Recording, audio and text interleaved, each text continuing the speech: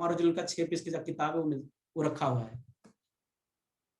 मैं मौका नहीं छोड़ता, 2 मिनट में मैं कस्टमर का नीड समझ आता कि इसका प्रॉब्लम क्या है, उसके बाद मैं अपने प्रोडक्ट उसको उसका डिजायर में कन्वर्ट करता हूं। ये नहीं कि पहले से बता देता हूं, पहले मुझे पता करता कि इसका कोलेस्ट्रॉल लेवल क्या है, इसका घर पे किसी का तो नहीं है, इसका हार्ट का किसी इश्यू तो नहीं है, उसको डायबिटीज तो है नहीं, या इसका नहीं तो इसके घर पे तो किसी को है नहीं।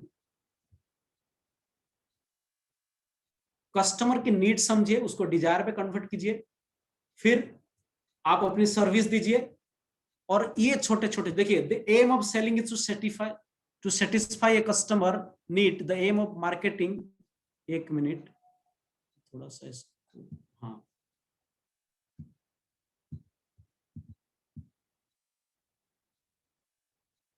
the aim of selling is to satisfy customers need, the aim of marketing is to figure out his need। ये तब भी होगा जब आप एक कंसल्टेंट बन के जाएंगे, सेल्स पर्सन बन के नहीं जाएंगे। नेक्स्ट आप देखिए, बहुत सारे लोग बोलते सर आप पढ़े लिखे हैं, आपके पास प्रोडक्ट की नॉलेज है, तो आप बहुत अच्छा सेल कर सकते हैं, आप इंजीनियर है, आप इंग्लिश जानते हैं, हम तो ये जो लैंग्वेज आता है हिंदी में बुकलेट वगैरह हम पढ़ नहीं पाते, हमारे पास प्रोडक्ट की नॉलेज नहीं। लेकिन ये लाइन देखिए, your customer does not care how much you know. आपकी जो कस्टमर बनने वाला ना, ये उनको कोई फर्क नहीं पड़ता आप इस प्रोडक्ट के बारे में कितने ज्ञान रखते हैं, उनको ये पता होता है कि आप उनके कितने ख्याल रखते हैं और आप उनके कितने मदद करने आए हैं, और आपका प्रोडक्ट उनका कितना ख्याल रख सकता है, आपका प्रोडक्ट उनको कितना मदद कर सकता है। अगर ये एहसास करवा सकते हैं आप, तो आपको बहुत ज्यादा प्रोडक्ट नॉलेज की जरूरत नहीं है। और उससे पहले मैं आपको एक बात बताऊं, ये तभी संभव होगा, ये आत्मा से निकलने वाला बात है। जहां ये यहाँ पे जो सज्जन ने ये सेंटेंस को लिखा, मैंने नहीं लिखा, मैंने कहीं कलेक्ट किया, उन्होंने ये आत्मा से लिखा है। और ये आत्मा से निकलेगा कब? जब हम प्रोडक्ट का खुद के ऊपर उपयोग करेंगे, तब जाके ये बात आप समझ सकते हैं। Your customer does not care how much you know until they know how much you care.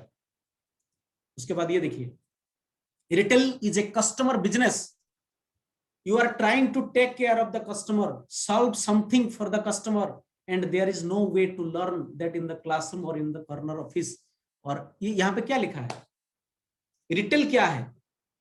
ये कस्टमर बिजनेस है, जहां पे आपको अपने कस्टमर का ख्याल रखना आना चाहिए।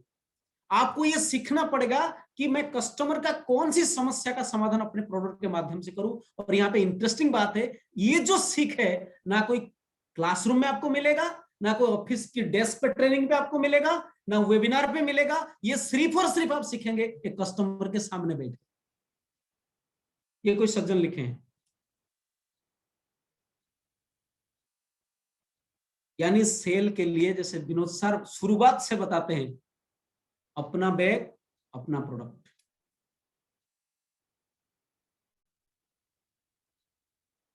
क्योंकि जब आप कस्टमर के सामने बैठेंगे तभी ये स्किल आपके अंदर जनरेट होगा, डेवलप होगा, कि मैं कैसे इसको हेल्प कर सकूं मेरे प्रोडक्ट के माध्यम से। और हम कस्टमर के सामने नहीं बैठेंगे तो कहां से सेल होगा सर? और मैं फिर बताऊंगा, ये सब तो ऑर्गेनाइज सेल के लिए बात है। जो 25,000, 50,000, 1 लाख का सेल करना चाहते हैं उनके लिए बात है। 5,000 डायमंड क्लब के लिए इसको फॉलो करने की जरूरत नहीं, ऐसे ही हो जाएगा सर। 2 से 4 प्रोडक्ट अगर आप दिल से पसंद करने लग गए और कुछ लोगों को तक पहुंचाने की जिद कर लिए, जैसे मैंने टारगेट लिया कि Nutricharge kids and gamma original इस साल मेरा प्राइम प्रोडक्ट है, मैं इसके ऊपर ज्यादा फोकस करूंगा। 1,000 piece Nutricharge and 2,000 piece Gamma original मुझे बच्चों तक पहुंचाना है। 1,000 बच्चे तक मुझे न्यूट्रीचार्ज किड्स पहुंचानी है, और 2,000 लोगों तक, क्योंकि 5 करोड़ गामा ओरिजिनल का टारगेट लिया गया बीसी छावड़ा जी के द्वारा। ये तब संभव होगा जब आप ये थ्योरी को समझेंगे। उसके बाद देखिए, आवर ब्रांड, बहुत सारे लोगों को लगता है कि हमारा जो आरसीएम ब्रांड है, हमारा जो न्यूट्रीचार्ज ब्रांड है, हमारे गुड डॉट ब्रांड है, हरी संजीवनी ब्रांड, बहुत सारे ऐसे ब्रांड है, ये बहुत सारे लोगों के पास पहुंच गया, अच्छा है, गुणवत्ता है, काम कर रहा है, इसका मतलब नहीं आपका सेल हो जाएगा। यहाँ पे क्या लिखा, our brand RCM Nutricharge Good Dot Hari Sanjivani are loved by customer all over the India, but we never take that for granted. इसका फायदा आपको तब तक नहीं मिलेगा। We know that every day we have to earn their trust. हमें लोगों तक, कस्टमर तक पहुंचना पड़ेगा, उसकी भरोसा को मेंटेन करेगा by serving them completely and adding real value to their lives through products and experiences. लगातार हमें इसकी, ये नहीं कि एक बार ये ब्रांड बन गया अब तो हरीश संजीवनी खेती पे काम करना चालू कर दिया, अभी तो अच्छा फसल आ गया तो इसका मतलब आप अपने आप बिक्री हो जाएगा। नहीं सर, नहीं होगा। आपको कंसिस्टेंटली, कंटिन्यूअसली आपकी इसकी वैल्यू को मेंटेन करना पड़ेगा, आपकी प्रोडक्ट के द्वारा, आपके एक्सपीरियंस के द्वारा, आपकी सर्विस के द्वारा, आपकी केयर के द्वारा। तब जाके आप एक अच्छे रिटेलर बन सकते। 5,000 नहीं, क्योंकि मैं आज जो एक्चुअली मेरी मकसद जो है, आज मुझे सर बताए, मेरी मकसद यही कि यहाँ पे बैठा हुआ हर व्यक्ति कैसे एमराल्ड बने। अकेला एक व्यक्ति का एमराल्ड से कुछ नहीं होने वाला। अगर आपको एमराल्ड जाना है एज ए लीडर, आपको ये सब समझना पड़ेगा। क्यों? ये लास्ट 3 स्लाइड में मैं आपको बताऊंगा।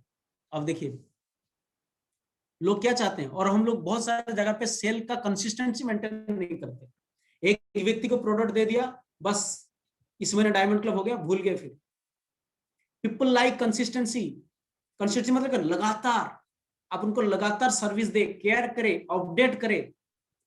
पर इट इज ए स्टोर और ए रेस्टोरेंट, आप स्टोर चला रहे हो, डिस्प्ले वॉल चला रहे हो, अपनी खुद की सेल कर रहे हो, या रेस्टोरेंट चल रहे हो, होटल, कुछ भी, एक कंसिस्टेंट सर्विस चाहिए। They want to come in and see what you are famous for. ये सब सेल्स के ऊपर कुछ एक्सपर्ट्स का सेंटेंस है, जिसे बहुत सारा सीखे, उसको समझ पाए तो आप समझने की कोशिश कीजिए। ये जिस दिन आप समझ आएगा ना, मैं ये बड़ी बड़ी बात आपके पास क्यों बोल रहा हूँ, क्योंकि जब ये समझ आओगे आपके अंदर से 3 दुश्मन निकल जाएगा। मुकेश कोठारी जी जैसे बोलते ना, शर्म संकार भय, सेल का सबसे बड़ा बाधक तो यही है, ये निकल जाएगा आपका। आप सेल को लोडेड फील नहीं करोगे, आप सेल को शर्म नहीं फील करोगे, बोझ नहीं फील करोगे, यू विल एंजॉय सेल। जैसे मैं करता हूँ, मुझे बड़ा अच्छा लगता है। जब तो मैं सेल नहीं करता ना, मुझे घर में आने से अच्छा नहीं लगता, घुटन सा लगता है। आज मैंने 6 पीस गामा ओरिजिनल सेल किया, 6 पीस। और मैं किसी को 1 पीस गामा ओरिजिनल देता नहीं, मैं 3 देता हूं, क्योंकि मुझे पता है जब तक इसको 3 खिला दूंगा, इसका नीड डिजायर में कन्वर्ट हो जाएगा, और डिजायर फिर अर्जेंसी में कन्वर्ट हो जाएगा। 1 दूंगा तो इसका नीड डिजायर तक नहीं पहुंचेगा, क्योंकि मुझे अगर लाइफ टाइम इसको सेल करना है और इसी के रिफरल से मुझे और 50 कस्टमर तक पहुंचना है, तो मुझे उसको 1 देने से चलेगा नहीं, मुझे उसको 3 देना है। क्योंकि जो बंदा 3 पे इन्वेस्ट करता, उसको खाएगा, फेंकेगा नहीं। और जब 3 खा लेगा तो उसका नीड कन्वर्टेड टू डिजायर, उसका असर दिखेगा। Next, the thing is, I don't want to be sold to when I walk into a store, I want to be welcome. ये बहुत बड़ी गुड बात है, समझ पाए तो बढ़िया है। ये सेंटेंस का मतलब यही है कि आप कस्टमर को कितना वैल्यू देते हैं, कितना केयर करते हैं, यही चीज है।